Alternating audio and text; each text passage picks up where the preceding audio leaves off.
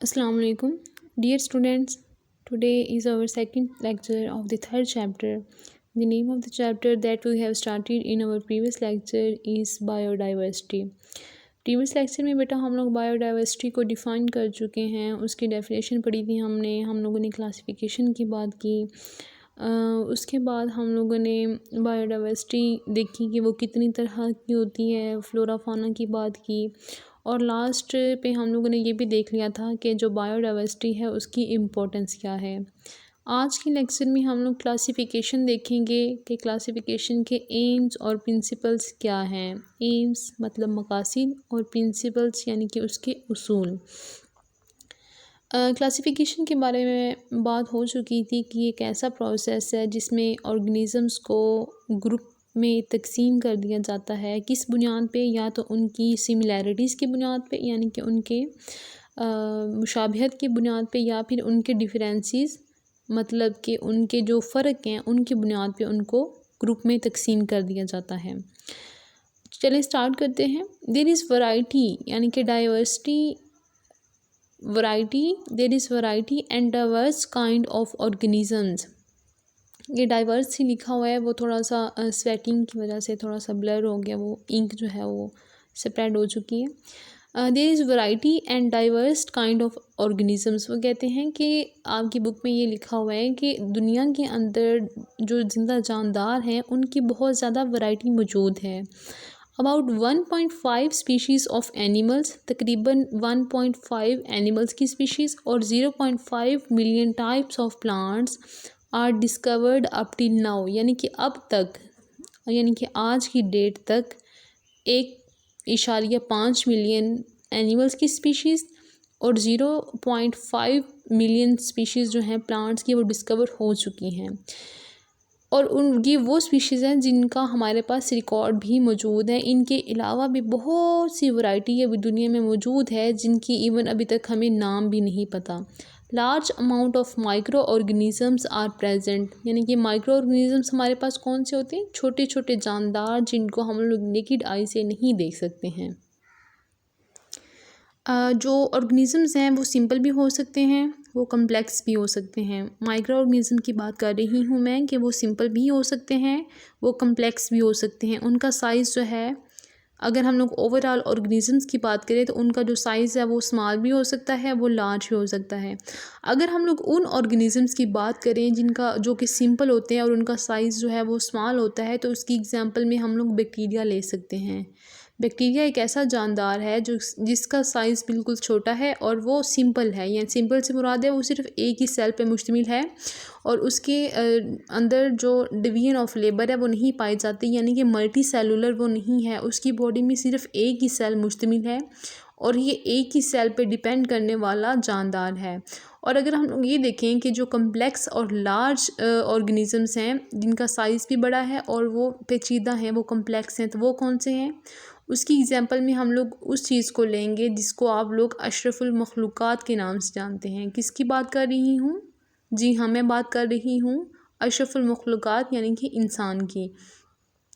अच्छा, आप ये जितने भी जानदार हैं ना, अल्लाह ताला ने इतनी वैरायटी पैदा की, ऐसा नहीं है। इवन आप लोग ये देखें कि दुनिया के अंदर मौजूद दो जो लोग हैं उनकी शक्लें नहीं मिलती हैं। उसकी तो वो तो दूर की बात है, कोई ना कोई फ़र्क रह जाता है। आप लोग ये देखेंगे जो हमारे फिंगरप्रिंट्स होते हैं, पता नहीं दुनिया में कितनी आबादी है, पता नहीं दुनिया में कितने लोग हैं, लेकिन किसी भी इंसान के फिंगरप्रिंट्स इवन मैच नहीं करते हैं। ये बस अल्लाह ताला की कुदरत है। कोई भी इंसान, कोई भी और जो इंडिविजुअल है उसके पास इतनी अथॉरिटी नहीं है अल्लाह ताला के सिवा कि वो इतनी मुनज़्ज़म तरीके से एक दुनिया चलाए। और दुनिया भी ऐसी कि जिसके दरमियान में कोई मुशाबहत ही नहीं है, यानी कि हर एक चीज़ जो है वो एक दूसरे से वेरी कर रही है। देखने में तो हम लोग इंसान है ना, सब सेम है, सबकी दो आँखें, दो ही हमारे पास कान है, एक नोज़ है हमारी, दो लिप्स हैं, दो टांगें हैं, दो पाँव हैं हमारे, दो बाजू हैं हमारे, लेकिन कितनी ज़्यादा वैरायटी है ना। फिर भी कोई लंबे हैं, कोई छोटे हैं, कोई काले हैं, कोई गोरे हैं, तो फिर भी देखने की कितनी वैरायटी। तो ये सिर्फ अल्लाह ताला की हिकमत, इसमें सिर्फ अल्लाह ताला की ताकत है। ये कोई भी इंसान का किसी का अमल दखल नहीं है और ना ही कोई ऐसा कर सकता है। तो बस देख लें कि कुरान पाक में भी अल्लाह ताला फरमाता है कि इन्नल्लाह अला कुल्ली शैइन कदीर, कि अल्लाह पाक जो है वो हर एक चीज़ पर कादिर है, उसकी कुदरत है ये। और अल्लाह ताला हर जगह पे फरमाता है कि दुनिया को तलाश करो, ट्राई टू कंकर दी वर्ल्ड। ओके बेटा, हम लोग अपने पॉइंट की तरफ आते हैं। तो चैप्टर 1 में मैंने आपसे कहा था कि जो लास्ट वर्स थी, लास्ट आयत थी कुरान पाक की, उसमें हम लोगों ने डिस्कस किया था कि उनमें से कुछ ऐसे हैं कि जो 2 पाँव पे चलते हैं, कुछ ऐसे हैं जो 4 पाँव पे चलते हैं, 4 टांगों पे चलते हैं, कुछ ऐसे हैं जो पेट के बल चलते हैं। तो ये अल्लाह ताला की कुदरत है कि उसने जानदारों के अंदर इतनी वैरायटी पैदा की है। अब यहाँ पे उन्होंने लिखा हुआ है कि सम ऑफ देम से मुराद यहाँ पे ऑर्गेनिजम्स हैं, लिविंग ऑर्गेनिज्म की बात कर रहे हैं हम। सम ऑफ देम लिव इन सी, कुछ जो हैं वो समंदर में रहते हैं। सम ऑन लैंड, कुछ खुश्की में रहते हैं। सम वाक, कुछ चलते हैं। अदर्स फ्लाई, कुछ उड़ते हैं। And still others are stationary, और कुछ ऐसे हैं जो कि बिल्कुल साकिन हैं। स्टेशनरी मतलब साकिन, जो कि हरकत नहीं करते हैं। Each of them has its own way to life. इसमें से जो हर एक जानदार है, हर एक जानदार की अपनी ज़िंदगी है, और ना सिर्फ अपनी ज़िंदगी है बल्कि ज़िंदगी गुजारने का तरीका भी अपना है। तो हम लोग देख लेते हैं कि जो इंसान है वो किस किस बुनियाद पर, या जितने भी ज़िंदा जानदार हैं वो किस बुनियाद पर एक दूसरे से मुख्तलिफ हैं। Number 1, getting food. हर जानदार का जो खुराक हासिल करने का तरीका है वो दूसरे जानदार से मुख्तलिफ है। हर इंसान का भी इवन, और हर जानदार का खुराक हासिल करने का तरीका दूसरे जानदार से मुख्तलिफ है। अगर हम लोग कार्निवोर्स की बात करें, यानी कि जो गोश्त खोर जानवर हैं, तो वो गोश्त खाते हैं। वो अपने कैनाइंस को यूज़ करके गोश्त, जो दूसरे जानवर हैं उनको चीर फाड़ के उनका गोश्त खाते हैं। अगर हम लोग ओमनीवोर्स की बात करें, या जैसे कि हम लोग ओमनीवोर्स हैं इंसान, हम लोग गोश्त भी खाते हैं, हम लोग सब्ज़ियाँ भी खाते हैं। तो हमारा जो तरीक़ेकार है खाने का वो और है। हम लोग पूरे अच्छी तरह से सब्ज़ियों को कुक करते हैं, मीट को कुक करते हैं, उसके बाद हम लोग खाते हैं। लेकिन अगर हम लोग हर्बीवोर्स की बात करें, जैसे कि बफलोज़ हैं, गोट हैं हमारे पास, या कोई भी रैबिट है, तो वो सिर्फ सब्ज़ियाँ खाते हैं। तो वो अपने इंसाइज़र्स को यूज़ करके, अपने जो टीथ होते हैं, सामने वाले दांत, इनको यूज़ करके सब्ज़ियाँ वगैरह खाते हैं। ये रोडेंट्स होते हैं, कुतरने वाले, जो सब्ज़ियों वगैरह को या चारे वगैरह को कुतर के खाते हैं। अच्छा, नेक्स्ट सेकंड हमारे पास है अवॉइडिंग अनफेवरेबल इन्वायरमेंटल कंडीशंस। यानी कि अगर कोई उनके लिए गैर मुवाफ़िक, गैर मुनासिब माहौल के अंदर कंडीशंस आ गई हैं, इन्वायरमेंटल उनके लिए सूटेबल नहीं है, उनके लिए फेवरेबल नहीं है, तो वो अपने आप को बचाने का उनका अलग तरीका होता है। यानी कि अगर आप लोग इंसानों की बात कर लें, तो हम लोग इंसान क्या करते हैं कि जब बारिश आती है तो हम लोग अपने घरों में आ जाते हैं। परिंदे क्या करते हैं, परिंदे दरख्तों के पत्तों में छुप जाते हैं। तो इस तरह से हर एक जानदार का अपना तरीका है ज़िंदगी गुजारने का। Finding a place to live, हर जो जानदार है उसने अपने रहने के लिए ख़ुद जगह तलाश करनी है, और ऐसी जगह तलाश करनी है जो कि उसके लिए सूटेबल हो, जहाँ पे वो बिल्कुल रिलैक्स होकर रह रहा होता है, जहाँ पे उसको कोई प्रॉब्लम ना हो। जैसे कि इंसान है वो घरों में रहते हैं, सांप वगैरह ये बिल में रहते हैं, और बाकी जो परिंदे वगैरह हैं वो दरख्तों के ऊपर घोंसले बना के रहते हैं। तो हर जो जानदार है उसका अपना एक अंदाज़ है ज़िंदगी गुजारने का। 4th पॉइंट हमारा यहाँ पे है रिप्रोड्यूसिंग इट्स काइंड, यानी कि अपनी औलाद पैदा करने का भी उनका अपना तरीका है। इंसान जो है या जो जानवर है वो बच्चे पैदा करते हैं, यानी कि बच्चों को बर्थ देते हैं, ख़ुद उनको जन्म देते हैं। लेकिन जो परिंदे वगैरह हैं, या जो इवन कुछ रेप्टाइल्स हैं, रेंगने वाले जानवर हैं, वो अंडे देते हैं। फिर अंडों को इंक्यूबेशन पीरियड में रखते हैं अंडों के ऊपर। जैसे कि मुर्गी अंडों के ऊपर बैठी रहती है, तो 21वें दिन ऑलमोस्ट उसमें से जो बेबी चिक जो है वो हैच होता है और वो बाहर निकलता है। फिर वो एक बड़ा चिकन जो बड़ा मुर्गी है या बड़ा मुर्गा है वो बनता है। तो हर जानदार का ज़िंदगी गुजारने का, खुराक हासिल करने का, अनफेवरेबल कंडीशन को अवॉइड करने का, अवॉइड से मुराद है गुरेज करना, उससे बचना, उससे बचने का, रहने के लिए जगह तलाश करने का, या अपने बच्चों को पैदा करने का जो अंदाज़ है वो मुख्तलिफ है। पीछे भी हम लोगों ने इसकी डेफिनेशन देखी थी क्लासिफिकेशन की। उसमें हम लोगों ने ये देखा था कि ये एक ऐसा प्रोसेस होता है, ये ऐसी ग्रुपिंग होती है जिसमें ऑर्गेनिजम्स को उनके सिमिलैरिटीज़ या उनके डिफरेंसेस की बेस पे ग्रुप किया जाता है, ग्रुप में रखा जाता है। उस तरह की ग्रुपिंग को हम लोग क्लासिफिकेशन कहते हैं। तो क्लासिफिकेशन की एक और डेफिनेशन जो आपकी बुक में बताई गई है वो ये है बायोलॉजिकल क्लासिफिकेशन, अच्छा पेपर में आपको पूछा सिंपल भी जा सकता है कि व्हाट इज़ क्लासिफिकेशन या डिफाइन क्लासिफिकेशन, या आपसे ये भी कहा जा सकता है कि व्हाट इज़ बायोलॉजिकल क्लासिफिकेशन। तो आपने वहाँ पे कंफ्यूज नहीं हो जाना बेटा, ये दोनों एक ही चीज़ का मतलब है। Biological classification is a method, ये एक ऐसा तरीक़ेकार है, एक ऐसा अमल है बाय विच, जिसको इस्तेमाल करके या जिसके ज़रिए बायोलॉजिस्ट, बायो को पढ़ने वाले, डिवाइड तकसीम करते हैं ऑर्गेनिजम्स जिंदा जानदारों को इनटू ग्रुप्स, ग्रोहों में या फिर सब ग्रुप्स या फिर छोटे ग्रोहों में। बायोलॉजिकल क्लासिफिकेशन एक ऐसा प्रोसेस है जिसको यूज़ करके बायोलॉजिस्ट जो हैं वो लिविंग ऑर्गेनिजम्स को ग्रुप्स या फिर सब ग्रुप्स में डिवाइड कर देते हैं, उनको तकसीम कर देते हैं। नेक्स्ट हम लोग देखते हैं कि एम्स क्या हैं क्लासिफिकेशन के प्रिंसिपल्स क्या हैं, लेकिन उनको देखने से पहले हमें दो चीज़ों को समझना ज़रूरी होगा। कौन सी दो चीज़ें हैं? टेक्सोनोमी या फिर सिस्टमैटिक्स। पेपर में आपको ये अलग अलग क्वेश्चन पूछे जा सकते हैं कि what is taxonomy and what is systematics, या फिर ये भी पूछा जा सकता है कि डिफरेंशिएट टेक्सोनोमी एंड सिस्टमैटिक्स। तो बेटा आप लोग ये बताएंगे, the branch of biology which deals with the study of classification is called taxonomy. Bio की वो ब्रांच जिसमें हम लोग क्लासिफिकेशन के बारे में स्टडी करते हैं, हम लोग ये देखते हैं कि जो जानदार हैं उनकी ग्रोहबंदी किस तरह से की गई है, उस ब्रांच को हम लोग टेक्सोनोमी कहते हैं। अब देख लेते हैं कि सिस्टमैटिक्स क्या होती है।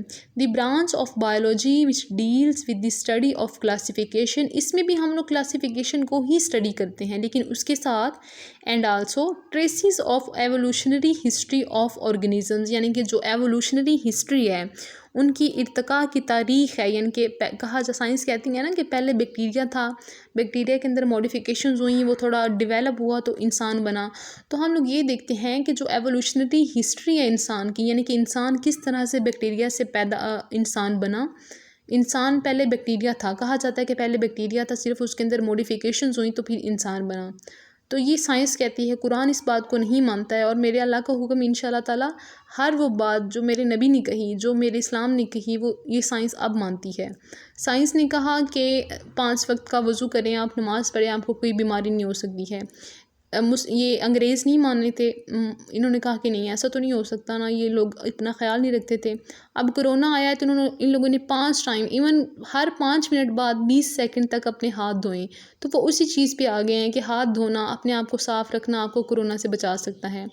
और भी काफ़ी सारी मिसालें हैं। तो हम लोग क्योंकि मुसलमान हैं और हम लोग इस बात पे यकीन नहीं रखते हैं कि इंसान जो है बैक्टीरिया से पैदा हुआ है, लेकिन जो साइंटिस्ट हैं, बायोलॉजिस्ट जो कि ब्रिटिश या नॉन मुस्लिम्स हैं, वो ये कहते हैं कि जो इंसान है वो बैक्टीरिया से बना है। तो एवोल्यूशनरी हिस्ट्री में हम लोग ये देखते हैं कि इंसान के या किसी भी जिंदा जानदार चीज़ के आबाओ अजदाद कैसे थे। बायो की वो ब्रांच जिसमें हम लोग ये देखते हैं कि क्लासिफिकेशन किस तरह से की गई है और किसी भी जिंदा जानदार चीज़ के आबाओ अजदाद कैसे थे या कौन थे, उस बायो की ब्रांच को सिस्टमैटिक्स कहा जाता है। नेक्स्ट हमारे पास है define the AIIMS of classification के क्लासिफिकेशन हम लोग क्यों करते हैं, क्लासिफिकेशन के क्या मकासद हैं। तो इसके एम्स 2 हैं, टू डिटरमिन द सिमिलैरिटीज़, मुशाबहत देखने के लिए, एंड डिफरेंसेस और फ़र्क देखने के लिए, किसके दरमियान में, अमंग दी ऑर्गेनिजम्स, जिंदा जानदारों के दरमियान में फ़र्क और उनके दरमियान में सिमिलैरिटीज़, उनके दरमियान में मुशाबहत देखने के लिए हम लोग क्लासिफिकेशन करते हैं। क्यों? सो दैट, ताकि we can study them easily, ताकि हम लोग उनके बारे में आसानी से पढ़ लें।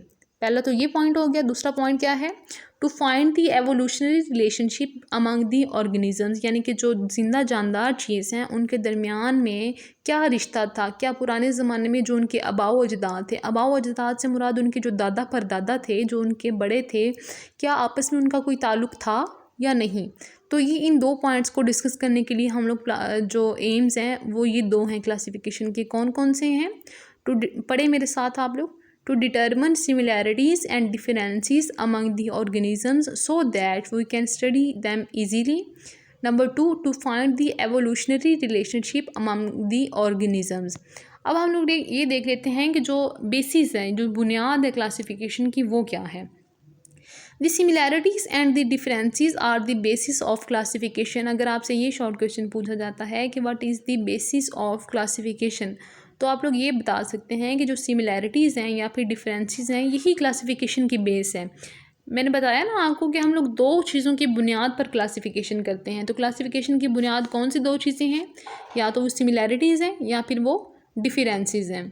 फर्स्ट वन, हम लोग ये देख लेते हैं कि similarities tell us evolutionary history, कि जो सिमिलैरिटीज़ हैं वो हमें एवोल्यूशनरी हिस्ट्री के बारे में बताती हैं। जैसे कि मैं आपको ये कह दूं कि जो अगर आपने कभी एक कबूतर देखा है या कभी एक छोटी जो स्पैरो है उसको ऑब्ज़र्व किया है, तो वो दोनों देखने में बिल्कुल सेम नज़र आते हैं।